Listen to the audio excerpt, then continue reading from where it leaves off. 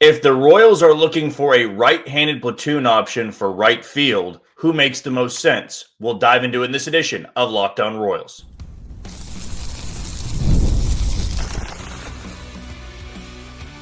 You are Locked On Royals, your daily Kansas City Royals podcast. Part of the Locked On Podcast Network, your team every day. Thank you for tuning in to another edition of Locked On Royals and the Locked On Podcast Network. As always, I'm your host, Jack Johnson, and you can find me on Twitter at JohnnyJ_15. That is at JOHNYJ_15. And you can listen to us on wherever you download your podcast. That can be Spotify, Apple Podcast, Amazon Music, Google Podcast, Odyssey, and YouTube. Just be sure to hit the follow button and subscribe.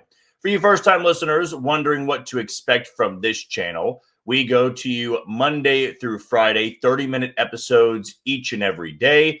Next week will be a little bit different due to it being Thanksgiving. I'm going to try to record a little bit earlier in the week so that I can get all 5 in.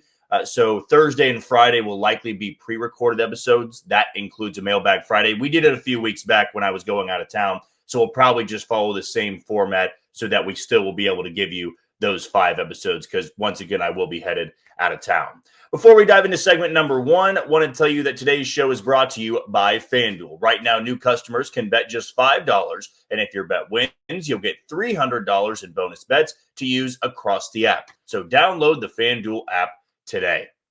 The free agent talk or the free agent discussions that constantly come up in our episodes is going to continue to roll on today, but we're not so much going to be highlighting an everyday option in the first segment. That'll more so be discussed in segment number 2 and segment number 3. I want to go back to an article that I believe Mark Feinstein had put out there. He covers the entire league for MLB.com. And he had talked with JJ Picollo about what they would be looking for in the offseason. And along with the everyday left fielder, the middle of the order bat that has eluded the Royals the last couple of years, the other area of need was a right-handed bat to complement Jack Caglione in right field. And so, yes, that could be acquired through trade. But the more I read about, what JJ Picollo was saying, the options that would be out there, he directly stated, and I'm actually need to walk that back a little bit because I don't have the quote in front of me, so I can't say directly stated. For paraphrasing it here, he said that they don't want to overpay for a platoon option, but that might be what they have to do to get that right-handed bat for right field, just to give Jack Caglione a little bit of relief out there because, he's never done it at the big league level. He's never been a starter from opening day on, and he severely struggled last year. So I went through a couple of options, and we've mentioned them more than a time or two in the last couple of episodes about right-handed platoon options that'll be affordable for the Royals and will make a ton of sense. The first guy that comes to mind was someone the Royals actually had interest in last year, but they would have had to trade for him, and that was Starling Marte of the New York Mets. The cons of Starling Marte, he is a poor defender. He is 37 years old, just turned 37 in October. And the best is behind him. And funny enough, his splits were actually better against right-handers last year, but I would take a well-balanced hitter and not someone necessarily that is so, left-handed dominant or dominates left-handed pitching and can't hit righties at all. We saw that with Randal Grichuk and Mike Yastrzemski. I mean, Mike Yastrzemski could not face lefties, and Randal Grichuk was not good whatsoever against right-handed pitching. Marte's pretty balanced, but he can be that platoon back because that's how the Mets treated him last year when he was healthy. So that's the other con to this. He's not that durable. He's 37 years old. But now that he's a free agent and the Royals have had interest in the past, it could line up for a cheap deal to put out there because he was an above-average bat in the 98 games that he played for the Mets last year. You're not going to be asking him to spend a ton of time in right field. I mean, you're really only going to be starting him if you did go that route against left-handed pitchers. And that's above average bat, and above average bats is not something you're used to for any of those outfield spots, especially in the corners. But I feel that he could be one of the cheaper options out there because he's not somebody that's going to give you 130 games. He is going to likely, for the Royals, if they go that route, only going to face left-handed pitching. Maybe could be out there against right-handers as well if Caglione or somebody else in the outfield was struggling. But he's a poor defender. He's a bit on the older side. I mean, when you're 37 years old, you're not asking that guy to be an everyday bat. And due to his injury concerns in the past, that's where you could line up for a deal of 1 year, $5 million. I believe Spotrac has his market value at around $6 million. And I really only bring him up because the Royals were interested last year. But with the Royals being interested last year, that doesn't necessarily mean they're going to be again. But I'm sure that they have at least brought him up in discussions. Because to have that type of bat, I mean, you can never take above average bats for granted. Whether they are singles hitters or not, the Royals had the worst outfield production in all of baseball. If you could get that slight upgrade on the bench, I don't really care if he's 37 years old and can't play that great of defense. He's not going to be out there that often. And he can still handle right field. I mean, the Royals are putting a first baseman in right field, for crying out loud. He's been an outfielder his entire career. And he's likely looking for one final contract at the big league level. So Starling Marte was one of those first names that came to mind. And I could see a world in which the Royals want to go that route due to past history and wanting him before. But it made sense not to trade for him last year because the Mets were asking for a little bit too much. Want to say that Hunter Harvey at the time was discussed, or Angel Serpa, and those were two guys at the time, again, the Royals wanted to have in their bullpen. Serpa was a mainstay all year long. Hunter Harvey was good when he was healthy, which was almost never in 2025. The second option here, I know for our listeners and certainly people that comment on YouTube all the time, Rob Refsnyder. Rob Refsnyder, a bit on the older side. He's going to be 35 this coming season. He is more of the lefty dominant guy, where you put him out there against the lefty, he's hitting over 300. Now, against righties, the Red Sox really didn't play him that much against them last year, and he's not going to be known for his defense either. But I would say if you were to go that traditional route of, I want Caglione early on in the season, I guess, to face, right-handed pitching, and when they face a lefty, we're going to see Rob Refsnyder out there. He would maybe feel comfortable in that because that's exactly what he did for Boston, because Wilyer Abreu was far better against right-handed pitching than he was against lefties. They still maximized the value out of Wilyer Abreu last year, and I thought really maximized the value out of Rob Refsnyder. Is he going to be able to put up that same type of production? I would have my pushback. I would have my hesitation because Boston's lineup was astronomically better than Kansas City's, right? If you're a platoon bat, you still want to be surrounded by some well-rounded hitters, and the Royals at this point in time do not have that. They are not a well-rounded lineup, and even though they're going to have some platoon lineups, and Rob Refsnyder would be a really good fit, you want to take that pressure off of him where he's expected every time they're facing a lefty to be one of the best hitters in the lineup. You got to have more depth in that lineup, and if you do that in the same way Boston had that depth, that's when you can maybe see him being a 300 to 330 hitter against left-handed pitching in 2026. But he's another option, like Marte, due to his age, probably a one-year deal and probably less than $10 million a year. The third option that feels maybe the most Royal-like would be Austin Hayes. Austin Hayes was somebody that the Reds gave a chance last year, that thought he would have been a good option for the Royals when they were scouring the market for right-handed outfielders. And he really showcased some good numbers in 2025. And he wasn't the reason the Reds got to the postseason, but he was exactly a league average bat for them and played a bunch of games and can play both corner outfield spots. That certainly helps out the Royals a little bit. He's not the defender he once was when he was in Baltimore, but overall, I feel that he boosted his market value quite a bit going into 2026. Because not only was he was good on a postseason team. And anytime you do that, you're going to have teams that either barely missed out or are looking to flip somebody at the deadline, as a seller in July. They're going to be calling about him. It wouldn't shock me if he went to the Royals or if he signed with a poor team where he's going to get to play every single day. And that's what I would wonder with Austin Hayes coming off a year like that in Cincinnati.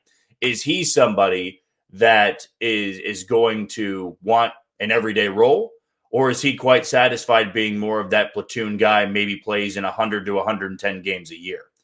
So that really comes down to how this market is falling, what other outfielders are getting. But good news for him, I mean, a couple of the outfielders that were to get big money, they accepted a qualifying offer. So there's less guys you have to worry about if you are one of those outfielders trying to get a nice deal. But Austin Hayes of the bunch is the youngest. That's another intriguing part for the Royals, whereas Refsnyder and Marte, they're on the back half of their career, 35 years old, 37 years old.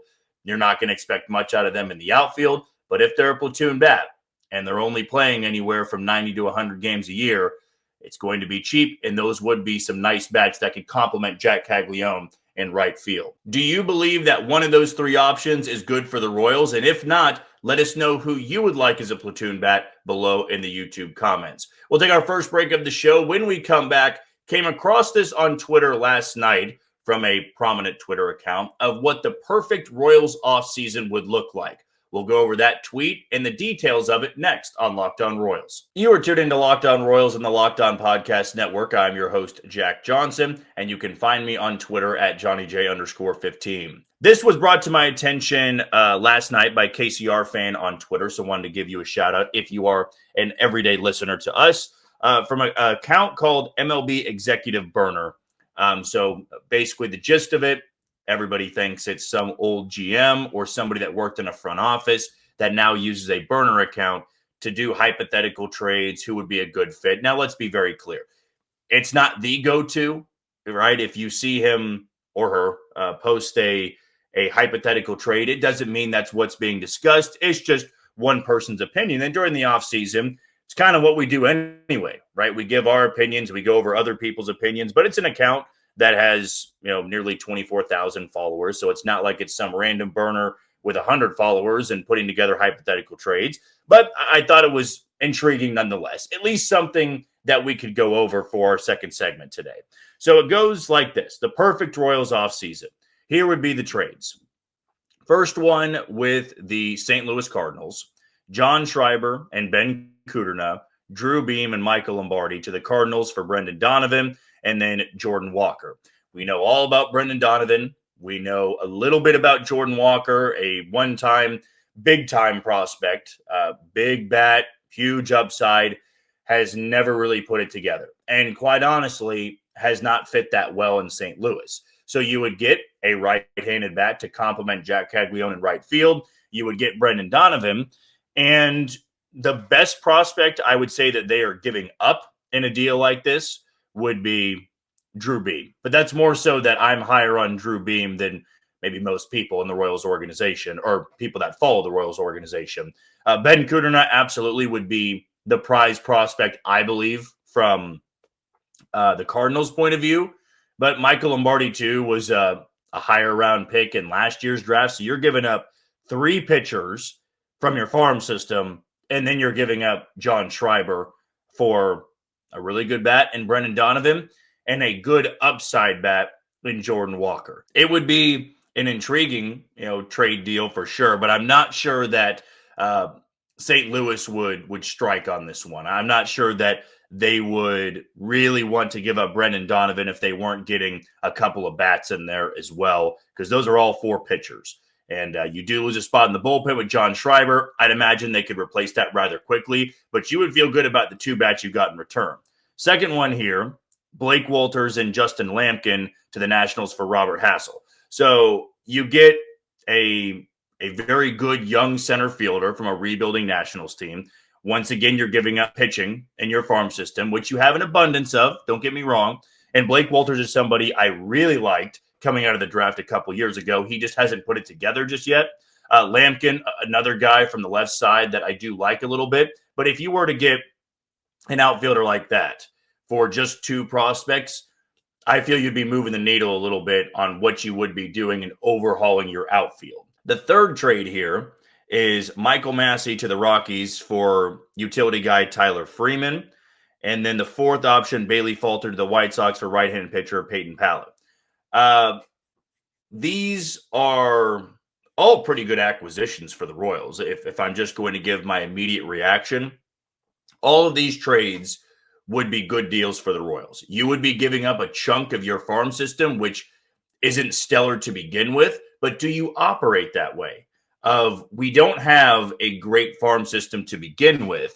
We might as well try to boost our major league roster with young talent, Certainly, Powell could be that guy down the road that replaces somebody in the bullpen, or who knows, could replace somebody in the rotation. We're probably going to non-tender Bailey Falter anyway. Michael Massey doesn't really have great footing with where he stands on this roster. Is he a starter? Is he a second baseman, a left fielder? You get a utility guy for him in Tyler Freeman. The Nationals deal with Hassel, I feel that would be a really good upside deal where you'd feel much better about what you gave up. And then the big time trade would be Donovan and Walker. And we're able to hang on to some of the top guys in your system that you're just not willing to part ways with, right? A Kendry Churio, a David Shields. Like if they can keep him, and those were the deals that they had to make. As much as I may like Drew Beam, as much as I may like Ben Kudrna and Michael Lombardi, those are two guys that could significantly boost your offense, especially Brendan Donovan. And then you get the upside bet in Jordan Walker, the upside bet in Hassel. And then you've got two guys that fill out the rest of your roster with Freeman and then Pallet. Free agent-wise, this account has them signing Harrison Bader to a 2-year deal worth $32 million. And then you've got Ryan Stanek, another local guy as well, on a 1-year deal worth $2 million. So that's probably more so replacing Schreiber if he was included in a deal like that. The lineup would then look like this for Kansas City. Donovan at second base, leading off. Bobby Witt hitting second, playing short, of course. Maikel Garcia playing the hot corner over at third. He's also hitting third. Vinny Pasquantino fourth, playing first. Salvi's fifth and DHing. Caglione sixth in right field. Bader's in left. He's hitting seventh. Carter Jensen's behind the plate, hitting eighth. And then you have Hassel rounding it out, playing center field and hitting ninth. On the bench, you've got Jordan Walker, Kyle Isbell, Tyler Freeman, Tyler Tolbert. The rotation, Cole Reagans, Chris Bubich, Noah Cameron, Michael Wacha, Seth Lugo, with Kolek and Bergert in AAA. Out of the bullpen, you've got Ryan Stanek, Sam Long, Taylor Clark, though, of course, Sam Long's not in that discussion anymore. So maybe that would already turn you away from this account because Sam Long's not going to be on the roster. You have Taylor Clark, Angel Serpa, Steven Cruz, Daniel Lynch, Lucas Ursig, Carlos Estevez, AAA depth as well, Luinder Avila, James MacArthur, Mason Black, and then also giving an extension to Carter Jensen, 10 years, $95 million. Maikel Garcia, 6 years, $84 million through 2031. So these definitely are some very notable moves.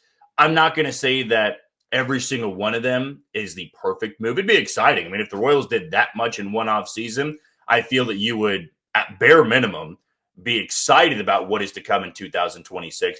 But some of it is very unlikely, in my opinion. I don't see a world in which Carter Jensen's getting a 10-year deal. The Maikel Garcia extension makes a good bit of sense for both sides there. I don't see the Nationals deal happening just because the Royals seem to be pretty satisfied with Kyle Isbell. And if they traded for a center fielder like Hassel, I don't see them signing Harrison Bader, right? Even though Bader could slide over to left field, to me, that doesn't strike me as what the Royals would be looking for.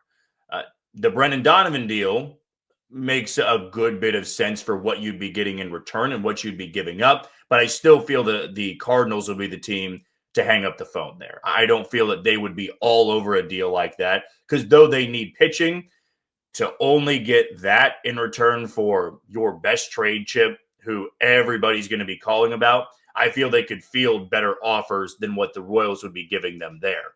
The one that I thought was pretty interesting too was the Bailey Falter deal and the Michael Massey deal, the 1-for-1 to round out your bench. I wonder before Friday, because Friday is going to be the non-tender deadline day, if we do see a deal with whether it be Jonathan India or Bailey Falter. Bailey Falter doesn't have very good numbers with the Royals, but he did have good enough numbers with Pittsburgh where if you are a team like the White Sox here or like Colorado or somebody trying to fill out the rest of your team, what could you give up to the Royals if you were to acquire Bailey Falter? I feel he's getting non-tendered either way. Jonathan India is a different story, but is someone out there looking for a second baseman that they can plug in every single day like the Royals were last offseason. But both of those guys coming off bad seasons, or at least Bailey Falter coming off a bad finish to his season. Jonathan India, all around just a poor season. I wonder if deals like that might be happening pretty soon here because the Royals got to make a decision on both those guys. I feel it's very likely they're going to non-tender Bailey Falter.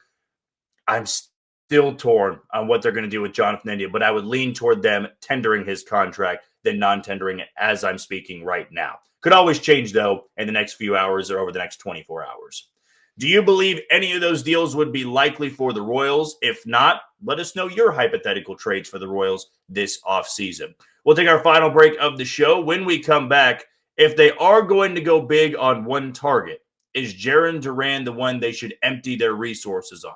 We'll give you our thoughts next on Locked On Royals. You are tuned into Locked On Royals and the Locked On Podcast Network. I'm your host, Jack Johnson, and you can listen to us on wherever you download your podcast.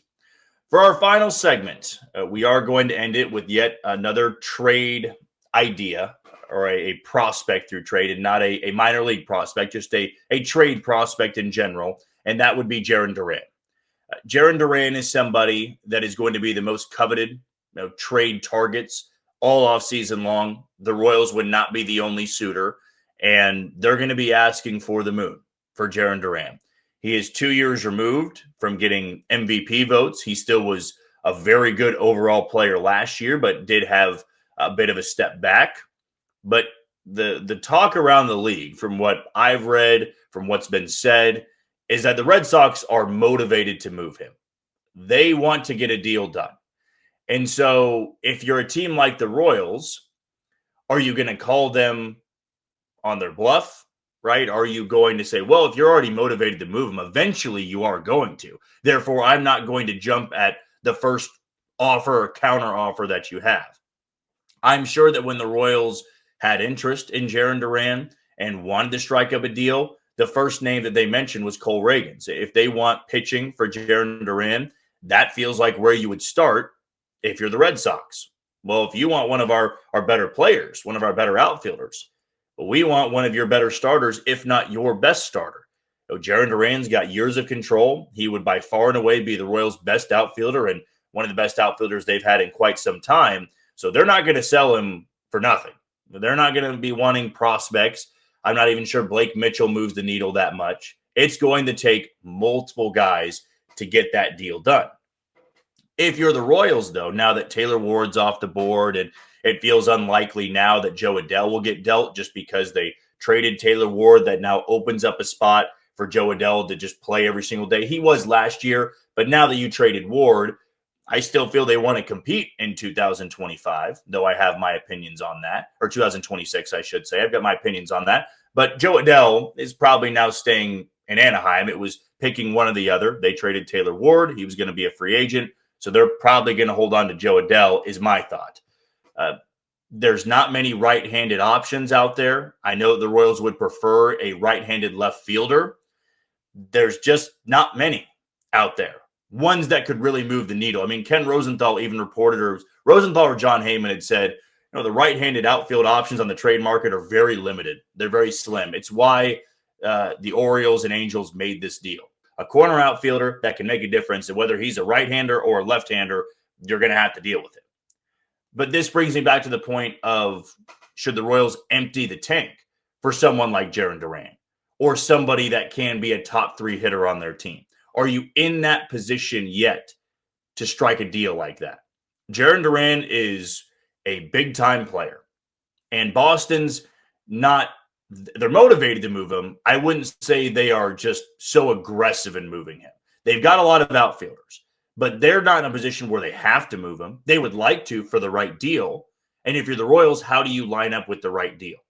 If you say no to Cole Ragans, which I have no doubt in my mind that would be the answer, if they started the conversation with, well, we would like Cole Ragans, J.J. Picollo would hang up the phone. There's just no way that Cole Ragans can be included in that deal and they feel good about what else will be involved in that deal, right? So then you pivot to a Chris Bubich or a Noah Cameron. Chris Bubich, being a free agent after this year, probably turns off the Red Sox, and even though Chris Bubich would fit nicely into that rotation, it's not enough to give the Royals Jarren Duran. It's not going to be that deal that they feel overly satisfied with, because Jarren Duran's been a big part of that team the last handful of years. They're going to want somebody they can count on for not just 1 year, but a bunch of years, 4 to 5 years of control. That lines up with Noah Cameron, who's got about 6 years of control. But it's not just Noah Cameron that would be involved in that deal. It would be maybe even another everyday player that the Royals have. Well, I'm sure they've wondered about Michael Garcia, and they've wondered about Blake Mitchell or a David Shields. And maybe for the Red Sox, you're not asking for 18, 19-year-old prospects in the Royal system. You want, every player in that return to be guys that can help you in 2026 if you're going to be giving up Duran. And if you're the Royals, is this an offseason you want to do that? You want to get the bat that you have been searching for years. But is Boston the route you go? I mean, you could also pivot to Wilyer Abreu. And if Wilyer Abreu is expensive, how expensive are you willing to go? That's what I'm so fascinated by with this offseason, because eventually the Royals are going to have to strike a deal. And it might hurt them a little bit in what they're giving up, but you're hoping that pain of giving up a big prospect or a starter in that rotation is quickly masked by the bat that you would be getting. And Boston is going to be a tricky team to deal with because they are a playoff contender. They were in the postseason last year. They are not a team that's going to be bad in 2026. They are going to be somebody that is only trying to upgrade their team, even if they're subtracting from their big league roster. The Royals are in that same boat, but a different position. They're looking at their starting rotation. They may have to subtract from it, but they don't feel like they are worsening their team. They are going to get better with the bat that they are acquiring. And so whether it be Jarren Duran or Wilyer Abreu are those two options that you're willing to take a hit in your farm system, or you're willing to take a hit in your rotation. All right, what if the Red Sox said, we want Noah Cameron and we want Ryan Bergert, or we want Noah Cameron, we want Chris Bubich, and that would be enough for Jarren Duran? I'm still not even sold based on what's been asked for Jarren Duran trade that would be enough. So that's where my immediate answer, I know I've been rambling and kind of going in circles here. I feel that Jarren Duran's not the type of outfielder you empty the tank on. Now, he was a great player last year. He was a tremendous player in 2024. But unless you are getting someone that is a top 15 player in all of baseball, has 5 to 6 years of control, is only getting better, is in their prime, it's not a player that you empty the tank for. I mean, even if it's a top 40 player, you really have to reconsider how worth it that player is to you. And if you feel that you're one player away, the Royals are not one player away. If they got Jarren Duran, I feel their offense would be better. They would be a better team in 2026. But are they the team that can make a deep run if you trade away multiple guys in the rotation, a top prospect? And how are you hurting your future? Because Jarren Duran's going to be a free agent here shortly. I just don't know if he's the type of hitter you empty the tank on. And Wilyer Abreu, kind of the same thing. He's a strong-sided platoon hitter because he hits from the left side, but he's not good against lefties. If you don't have good enough splits, I'm not mortgaging away the future, giving multiple starters for just one bat. So I'm now trying to pivot into which team would line up as a great trade partner for the Royals. Boston still could be because they're looking for starting pitching, but J.J. Picollo is not going to be mortgaging away a ton just to get one bat. I go back to the tweet with Brendan Donovan and Jordan Walker. That deal feels far more likely, even though I believe the Cardinals would say no to that, than any deal the Royals could offer to the Red Sox or the Red Sox could offer to Kansas City. Do you believe that either of those two options, but more specifically Jarren Duran, is the type of bat the Royals should empty their resources on? Let us know in the YouTube comments below. That's going to do it for another edition of Locked On Royals and the Locked On Podcast Network. I have been your host, Jack Johnson.